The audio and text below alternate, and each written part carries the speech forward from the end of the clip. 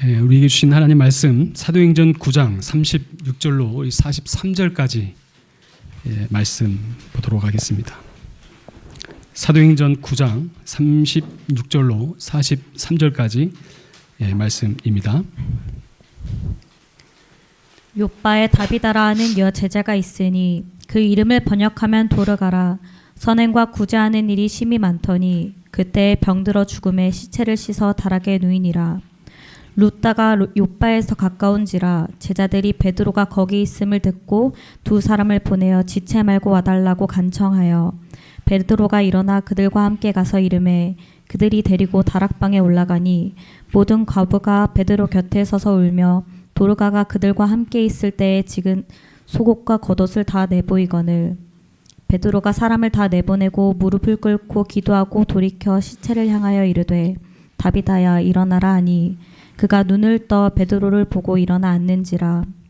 베드로가 손을 내밀어 일으키고 성도들과 과부들을 불러들여 그가 살아난 것을 보이니 온 욥바 사람이 알고 많은 사람이 주를 믿더라. 베드로가 욥바에 여러 날 있어 시몬이라 하는 무두장이의 집에서 머무니라. 아멘. 아멘. 감사합니다. 사도행전 우리가 30번째 시간입니다. 다비다야 일어나라 라는 제목으로 말씀을 나누려고 합니다. 예전에 제가 개인적으로 읽었던 책 중에 정말 인상 깊었던 책이 있는데요. 좀 오래되긴 했는데 토니 캠펄러라고 하는 목사님이 쓴 책입니다. The Kingdom of God is a Party라는 제목이에요. 하나님의 나라는 파티입니다. 그 내용이 이제 어떤 내용이 나오냐면 그 책에 이 토니 캠펄러 목사님이 이제 집회 인도차 이제 미국에서 이제 시카고로 이제 그 집회 인도를 하러 갔는데 마침 그 시카고에 떨어진 시간이 새벽 시간이었습니다. 그래서 새벽에 도착을 하니까 이제 배가 출출하잖아요. 그래서 새벽 3시쯤에 목사님이 이제 요기를 채우기 위해서 배를 채우기 위해서 이제 식당을 찾아갔어요. 근데 마침 그 새벽 3시에 레스토랑에 문이 열린 곳을 발견하고 그곳에 들어갔습니다. 그래서 주문을 하고 이제 음식을 기다리는데 새벽 3시에 누가 사람이 오겠어요. 그런데 어떤 여자들 무리들이 막 왁작지껄하면서 이제 식당에 들어온 겁니다. 근데 보니까 행색이 대략 어떤 사람인지 들어와서 이야기를 들어보니까 이제 술집에서 일하는 여자들이었던 거예요. 근데 그 중에 한 여인이 이렇게 이야기를 합니다. 야, 내일이 내 생일이야 라고 이야기를 해요. 그리고 그러면서 하는 말이 옆에 있던 다른 친구가 이야기를 합니다. 그게 나와 무슨 상관이 있는데 뭐 내 생일인데 어떻다고 뭐 그렇게 비아냥거려요. 그래서 이 친구가 하는 말이 아니 그냥 뭐 지금까지 누가 내 생일 챙겨준 사람도 없었고 그냥 뭐 그렇다는 거지 라는 말을 하게 됩니다. 근데 그 말을 옆에서 이 토니 캠펄러 목사님이 듣고 있었던 거예요. 그러고 나서 이제 이 여인들이 떠나고 나서 이 목사님이 식당 주인에게 제안을 합니다. 야, 우리 그 식당 주인에게 이야기하기를 가만히 들어보니까 그곳에 한 여인의 내일 생일이라고 하는데 그 사람들이 다시 이곳에 자주 오는 단골이라면 그들을 위해서 우리가 생일 파티를 해주면 어떻겠습니까? 라고 제안을 해요. 그래서 뭐 그 식당 주인도 무뚝뚝하게 뭐 이야기를 했지만 좋은 생각이라고. 그러면 내가 내 와이프한테 이야기를 해서 케이크를 준비해 놓겠습니다. 라고 합니다.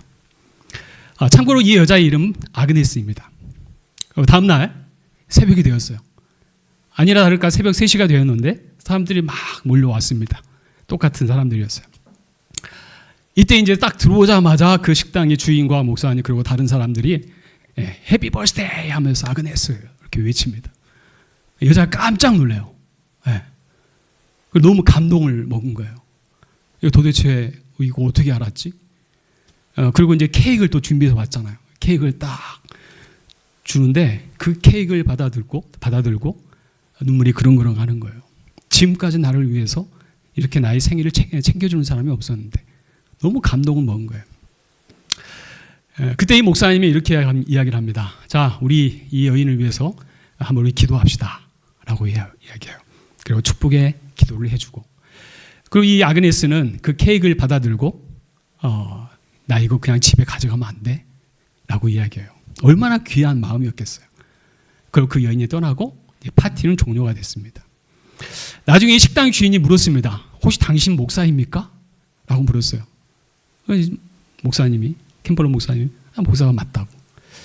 식당 주인이 하는 말이 지금까지는 당신 같은 목사를 본 적이 없는데 당신은 도대체 어느 교회 목사입니까? 라고 이야기를 합니다.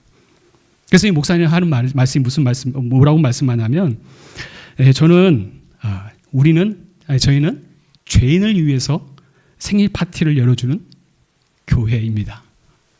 라고 이야기를 해요. 저는 그 책의 이야기를 읽을 때마다 그런 생각이 들어져요. 사람들이 볼 때 별것 아닌 인생처럼 보여지는 사람들. 하지만 주님이 보실 때에는 전혀 다른 시각으로 바라보고 계신다라는 거예요. 오늘 본문에 나오는 등장하는 여인도 그렇습니다. 이름조차 크게 알려지지 않았지만 하지만 주님의 눈에는 너무 소중했던 한 사람, 한 여인의 모습이 바로 이 다비다라고 하는 여인입니다. 우리가 지난 시간에 기억나시죠? 초대교회 부흥의 시작점에 사울에 이어서 베드로가 다시 등장을 해요. 그렇죠? 그리고 이 베드로가 다시 등장하여 갔던 곳이 어디였습니까? 바로 우리가 추정하건대 빌립 집사가 마지막에 전도의 종착지 그리고 그곳에 그 마을에 부흥을 일으켰을 것이다라고 우리가 짐작했던 그곳에 바로 이 베드로가 가게 되었다라고 말씀드렸죠. 그것이 바로 루다였다라고 말씀드렸어요. 그렇죠? 그리고 그 루다에서 어떤 기적이 있었죠? 어떤 기적? 중풍병으로 고통받던 한 사람, 바로 애니아라고 하는 사람을 병 고침 받는 역사가 또 일어납니다. 일어나라. 지금까지 네가 너의 그 장애로 여겨졌던 거석대기를 들고 가라고 이야기를 했죠. 자, 그리고 오늘 본문에 보면 이 베드로가 이 루다가 살고 있던 옆 마을, 어디요? 바로 욥바라는 마을에 방문하는 장면이 이어집니다. 자, 오늘 36절 말씀 한번 볼까요? 과연 이 여인이 어떤 여인인가? 같이 36절 말씀 같이 읽겠습니다. 시작. 욥바에 다비다라 하는 여 제자가 있으니 그 이름을 번역하면 도르가라. 선행과 구제하는 일이 심히 많더니. 아멘. 다비다라고 하는 말은 당시 그 이스라엘의 그 아람어라고 표현하는데요. 쉽게 말해서 히브리어라고 한다면 히브리어 같은 경우는 당시 그 율법이라든지 종교적인 색채가 강한 용어가 이 히브리어, 그리고 일반적인 대중들이 사용했던 언어가 나중에 이제 사용되어지는 언어가 아람어입니다. 아람어의 뜻으로 아람어로 뭐라고 했다고요? 다비다. 그리고 헬라어로 도르가라라고 이야기를 합니다. 여기 다비다의 뜻이 뭐냐면요, 암사슴, 가젤의 뜻을 가지고 있어요. 이름 참 예쁘잖아요. 그렇죠? 저희 교회도 이름 예쁜 우리 자매들이 몇몇 있죠. 그림. 하여튼 뭐 그 이름 하면 딱 떠오르는 그런 연상되는 그런 게 이미지가 있잖아요. 마찬가지로 다비다 그러면 사람들이 생각할 때 정말 아름다운 여인이었을 것 같다라는 생각이 들어져요. 그런데 보세요. 이 말씀 보면은 이름을 말하는 것뿐만 아니라 이 여인에 대해서 한 줄로 이 여인을 표현합니다. 뭐라고 합니까? 선행과 구제하는 일이 많았다. 누가? 이 다비다가. 이 여인은 평생 많은 사람들에게 선행을, 그리고 그 교회 가운데 많은 사람들에게 섬김의 본이 되었던 한 여인으로 성경 우리에게 말씀해 주고 있다는 거예요. 여러분 알다시피 바나바 그러면 초대교회의 많은 사람들에게 어떤 사람으로 여겨졌습니까? 위로의 사람이라. 바나바 그러면 그 바나바 때문에 위로받았다는 사람들이 너무 많았던 거예요.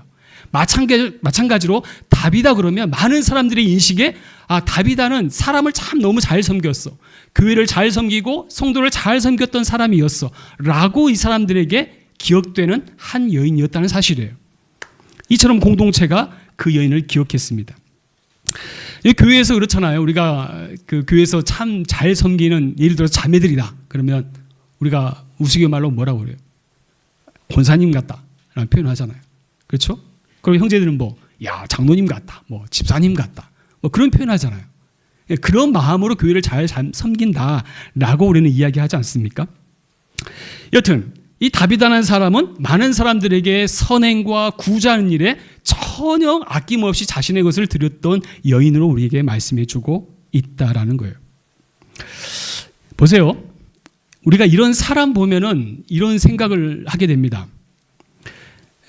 주님을 섬기는 사람들, 그리고 자신의 열정과 헌신을 다해서 하나님을 섬겼던 사람들에 대한 그 결과, 그 보상은 어떠한 것인가? 내가 주를 위해 열심히 다했으니 하나님 나에게 이런 복을 주시겠지. 나를 선한 길로 인도해 주시겠지. 라고 하는 공식이 우리에게 남아있지 않습니까? 우리가 성경을 읽다 보면 그런 기대감을 가지고 성경을 보게 된다는 거죠. 내가 주를 위해 헌신했으니 하나님이 그에 맞는 보상을 주실 것이다. 마치 오늘 여기 다비다가 그 주를 위해서 헌신하고 충성되이 섬겼던 그 모습을 통해서 이 여인이 그럼 하나님 앞에 어떻게 복을 받았을 것인가 라는 생각을 우리는 한번 좀 해보게 되지 않겠습니까? 아마 그에 합당한 보상이 주어질 거야 라는 생각을 하게 됩니다. 여러분, 한국에 제가 이제 신학교를 졸업하고 쭉 사역을 하면서 여러 교회를 거쳐오면서 여러 목사님들 이야기를 듣게 되고 또 경험하게 되면서 보게 되는 모습 중에 이런 모습이 있어요. 어떤 목사님은 교회를 개척을 했어요. 그리고 그 개척을 할 때 본인이 그 개척 자금에 대해서 사업을 해서 나름대로 어떤 그 일구었던 그 자본을 가지고 하여튼 그 물질을 가지고 교회를 개척을 했습니다. 그리고 교회가 부흥을 했어요. 그리고 이제 나이가 다 차서 이제는 은퇴할 때가 되었습니다. 근데 이제 목사님들 중에 이런 분들이 계세요. 내가 그럼 은퇴할 때쯤에는 예를 들어서 퇴직금은 대기업의 사장에 버금가는 퇴직금을 기대하고, 그리고 큰 집 사택을 또 기대하고, 실제로 그렇게 바라는 보상을 바라는 분들이 계시더라고요. 이 정도 목회했으니까 이제 은퇴할 무렵이 되면 그에 맞는 보상을 기대하게 되는 거죠. 왜 이런 생각과 기대를 하게 되는 것인가? 왜 그래요? 일평생 주를 위해 헌신하고 나의 열정을 쏟았기 때문에 그에 따른 보상이 있어야 된다라는 생각이에요. 문제는 이런 보상이 과연 주를 위해 섬기는 자들의 합당한 모습인가? 내가 했다, 내가 이루었다, 내가 개척했다, 내가 헌금했다. 교회에서는 자꾸 내가 하는 그 자리가 들어가기 시작하면 그 마음에 우리는 어떤 권리를 주장하냐면 그에 맞는 보상을 주장해요. 합당하게 나에게 주어져야 된다고 생각을 합니다. 근데 보세요. 문제는 우리들의 이 지극히 세속적인 사고 때문에 성경이 이해가 되지 않아요. 아니, 시험 들기 딱 좋습니다. 오늘 본문이 그래요. 내가 공을 들인 만큼, 종교적 열심을 다한 만큼의 보상이 주어지지 않을 때 우리의 마음은 불편해지기 시작합니다. 37절입니다. 같이 읽겠습니다. 시작. 그때 병들어 죽음에 시체를 씻어 다락에 누이니라. 아멘. 오늘 보세요. 그때가 언제입니까? 우리가 이제 앞뒤 맥락을 보면 분명 이 도르가라고 하는 이 다비다의 여인, 이 여인이 주를 위해 헌신하고 최선을 다했던 그 여인이 하나님에서 가장 귀한 것을 들었을 그때에 어떻게 되었다고요? 죽었대요. 다시 말해서 이 여자가 나태하고 방탕해서가 아니라 오히려 주를 위해, 교회를 위해, 사람들을 위해 애쓰던 바로 그때에 병들어 죽게 되었다. 주를 위해 헌신하고 교회를 섬기던 다비다가 병이 들어 죽게 되었습니다. 그리고 이제는 이 다비다의 시체는 다락방에 안치되어 있습니다. 아까도 말씀드렸지만 일평생 주를 위해 헌신했던 사람의 그 결말이 복을 받고 잘 살았더라 라고 기록되면 좋았을 뻔했는데 병이 들어 죽게 되었다. 여러분, 좀 허탈하지 않습니까? 기왕이면, 아까도 말씀드렸다시피 기왕이면 이런 사람들 문제없이 잘 살게 되었더라, 복 받았더라, 형통하더라 라고 한다면 얼마나 좋았겠습니까? 저는 개인적으로 제가 목회하면서 두고 제가 제 자신이 원망스러웠던 적이 딱 한 번 있어요. 제가 사역을 하면서. 제가 신학교 다니고 전도서 사역을 처음 시작했던 교회였습니다. 그 교회에서 제가 이제 중고등부를 맡았는데 마침 그 중고등부 교사 중에 청년 형제였어요. 이 형제가 벌써 이제 20년이 넘었죠. 20 넘었는데도 지금도 얼굴이 생생해요. 성이 마시였어요. 마시 성의 형제였는데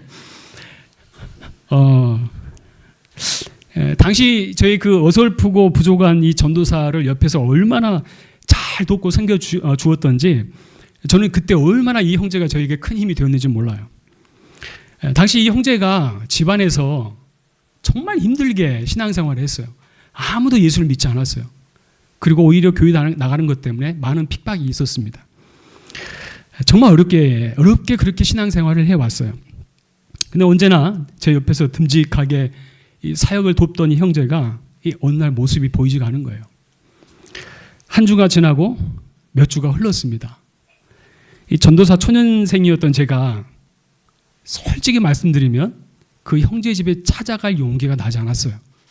왜냐하면 그 집에 가면 그 집안 분위기를 알았기 때문에 아마 해를 당할 것 같은 그런 쫄보의 마음이 있었던 것 같아요.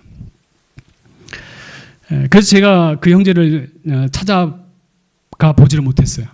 그리고 그 소식도 몰랐습니다. 그리고 1년이 지난 다음에 우연히 다른 사람을 통해서 그 마시 형제, 마 형제의 소식을 듣게 되었습니다. 이 형제가 뜻하지 않은 사고를 통해 세상을 떠났다는 거예요. 저는 그때 소식을 듣고 마음이 정말 무너지는 것 같았어요. 이 소식을 들으면서 두 가지 마음이 저를 힘들게 했습니다. 뭐냐면 하나님 왜 이 형제에게 이런 일이 일어나야 됩니까? 누구보다 신실하게 주를 위해 하나님을 섬겼던 형제인데 왜 그 형제를 먼저 데려가십니까? 첫 번째.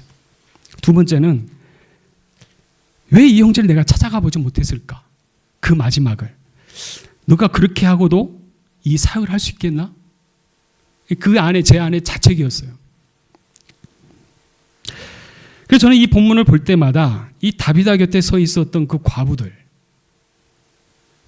마치 이 마시 형제 곁에 제대로 서 있지 못했던 제 모습이 오버립이 돼요. 지금 내가 사랑한다고 말했던 그 영혼을 위해서 정말 끝까지 서 있었습니까? 라는 그런 질문이 던져져요. 오늘 39절 말씀 다 같이 읽겠습니다. 39절입니다. 시작. 베드로가 일어나 그들과 함께 가서 이르매 그들이 데리고 다락방에 올라가니 모든 과부가 베드로 곁에 서서 울며 도르가가 그들과 함께 있을 때에 지은 속옷과 겉옷을 다 내보이거늘. 당시 다비다의 시체가 누워 있는 이 다락방에 어떤 사람들이 함께 있다고요? 그곳에 모든 과부가 울며 그 자리를 지키고 있더라. 예수님 시대에는요, 과부 그러면 과부들은요 사람 취급을 못 받았던 사람들이에요. 당시 유대적 사고에서는 과부와 고아는 사람 대접을 못 받았어요. 근데 유일하게 이 다비다의 죽음을 지켰던 사람들은 과부들이었어요. 아마 추정컨대 이 다비다 역시 과부이지 않았을까라는 것을 추정하게 됩니다. 한번 생각해 보세요. 많은 사람들이 무시하고 멸시 속에서 이 여인이 교회를 섬기고 믿음을 가지고 산다는 건 쉽지 않습니다. 그 와중에 예수 믿는 자로 많은 선행과 구제하는 일, 조금도 주저함이 없이 그 일을 위해 살아왔던 여인의 모습이었습니다. 이 여인의 죽음이 얼마나 안타까웠던지 죽음 앞에 아무것도 할 수 없던 사람들에게 한 가지 소식이 들려집니다. 어떤 소식입니까? 예수의 제자 중에 한 사람인 베드로가 그 옆 동네 루다에 와 있더라 라는 소식을 듣게 됩니다. 이 소식을 들었던 요바에 있었던 제자들이 그럼 그곳에 우리가 사람을 보내서 베드로를 한번 불러와 보자. 아마 그 베드로 사도가 우리를 위해서 무엇인가 해줄 수 있을 거야 라는 그러한 기대감이 있었을 것 같아요. 그래서 이렇게 말씀하죠. 38절 말씀에 뭐라고 말씀합니까? 38절 다 읽습니다. 시작. 루다가 요바에서 가까운지라 제자들이 베드로가 거기 있음을 듣고 두 사람을 보내어 지체 말고 와달라고 간청하여. 뭐라고 말씀합니까? 사람을 보냅니다. 지체 말고 제발 이곳에 한번 와주세요. 요바에 한번 들려와 주세요.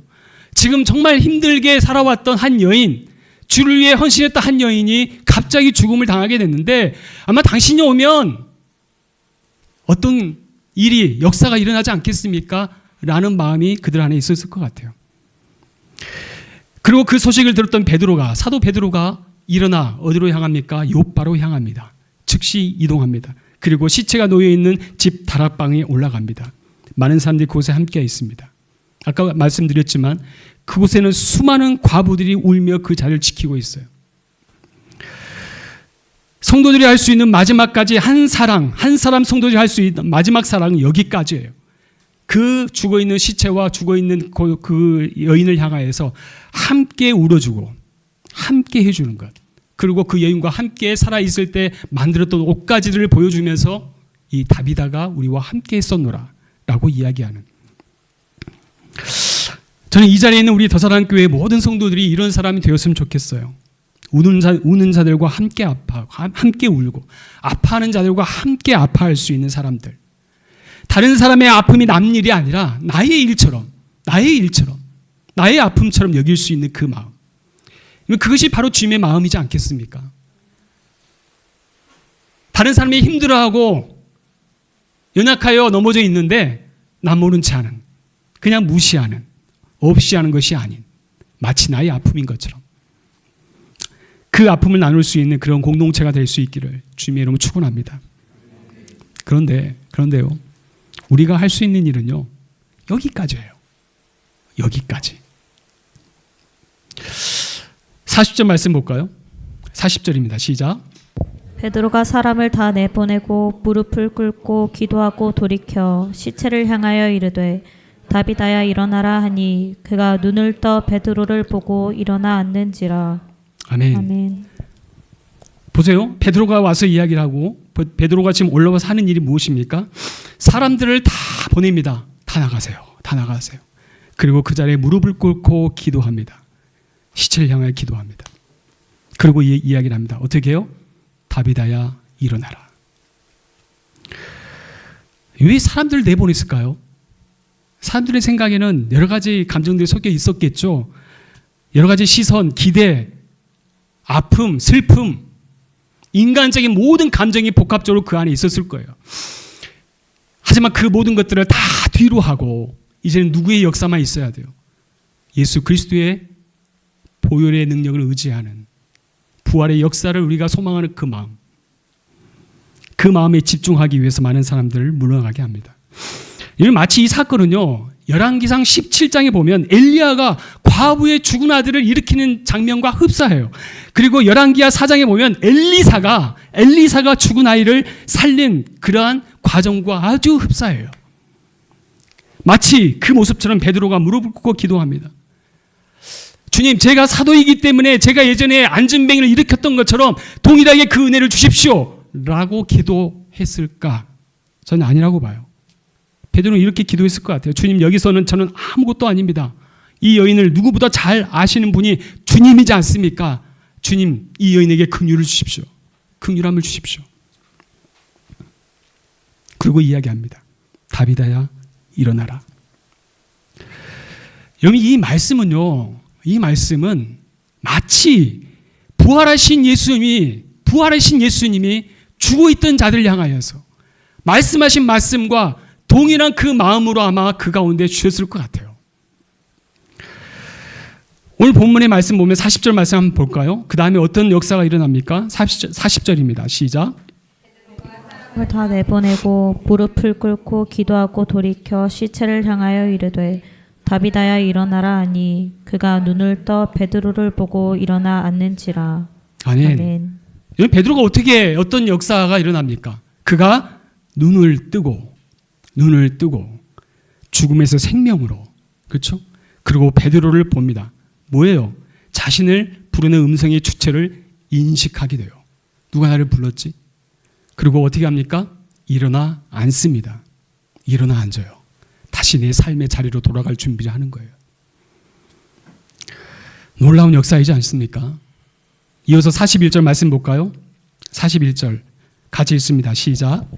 베드로가 손을 내밀어 일으키고 성도들과 과부들을 불러들여 그가 살아난 것을 보이니. 아멘. 베드로가 손을 내밀어 일으키고 성도들과 과부를 불러드립니다. 그리고 그들에게 보입니다. 여인이 살아났다. 살아났다. 단순히 이 다비다가 의학적으로 소생한 것만이 아니라 우리 공동체 안에 다시 한번 이 여인이 우리와 함께하게 되었다라고 하는 거예요. 다시 말해서 이 부활의 감동이 개인에게 끝나는 것이 아니라 공동체 안에 함께 이 모습을 보이면서 예수 그리스도의 생명의 능력이 우리 가운데 임하였으니 이 안에 예수의 생명이 있다. 이 안에 예수의 생명이 있다. 우리뿐만 아니라 이곳에 있는, 이 마을에 있는, 이 지역에 있는 많은 죽어있는 자들에게 이제는 우리가 이 사명 감당해야 된다라고 하는 것. 실제 어떻게 됩니까? 이 사건 때문에 말씀합니다. 많은 사람이 주를 믿더라. 많은 사람이 주를 믿더라. 교회 역사는요, 어디 뭐에 있겠습니까? 최근에 어떤 교회 평가를 봤는데 흔히 말하는 진보 교회, 모던한 교회가 갈수록 교회가 힘을 잃어간다라고 표현합니다. 왜 그런 줄 아세요? 교회가 사람들의 입맛을 잘 맞춰요. 어떻게 하면 교회가 더 사람들에게 다가갈 수 있을까? 좋습니다. 많은 걸 시도해야 돼요. 하지만 중요한 것은 알맹이가 없어요. 뭐가 없어요? 예수 복음이 없어요. 예수의 능력이 없어요. 교회의 본연의 역할은요, 문화를 전하는 게 교회의 역할이 아니고 교회의 본연의 역할은 예수 생명을 전하는 거예요. 죽어있는 자들을 향하여, 잠들어 있는 자들을 향하여 예수 때문에 우리가 사는 인생이야. 예수 말고는 우리가 살 수 없어 라고 이야기할 수 있는, 그게 교회의 본연의 역할인 거예요. 우리 인생도 마찬가지입니다. 우리가 살면서 무엇 때문에 살 수 있는 것입니까? 무엇 때문에 우리가 그리스도인으로 살아갈 수 있는 거죠? 단순히 세례 받았기 때문에, 단순히 예배를 드렸기 때문에? 아니에요. 내 안에 예수 생명이 없으면 허울뿐인 우리 자신만 남아있는 거예요.